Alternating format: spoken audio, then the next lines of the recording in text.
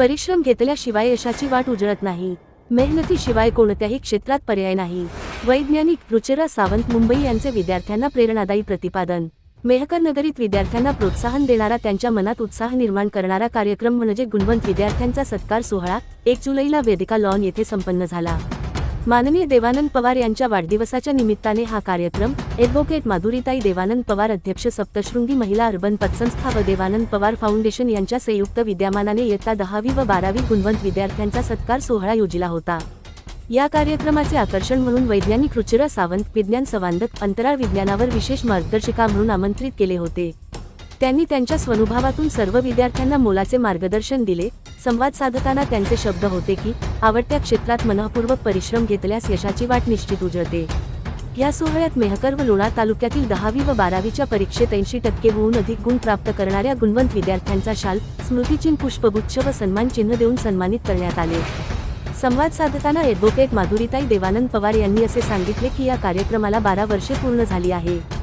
गेल्या 12 वर्षापासून विद्यार्थ्यांचा सत्कार सोहळा या ठिकाणी पार पडत आहे.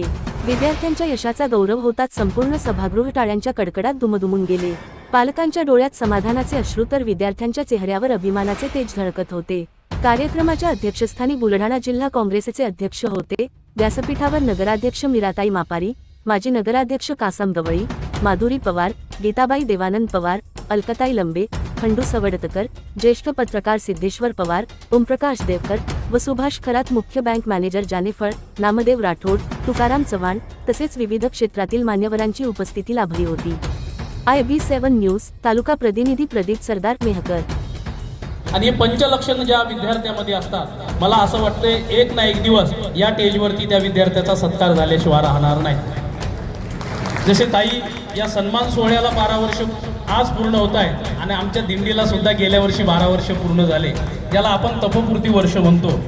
छोटा नेहमीच तुम्हाला त्यातले सगळे बाजू माहीत असणं आवश्यक आहे. एक छोटंसं उदाहरण देते माझ्या अनुभवातनं. चांद्रयान 2 सगळ्यांनी ऐकलंय, माहिती आहे इस्रोच्या चांद्रयान 2 मिशन विषयी.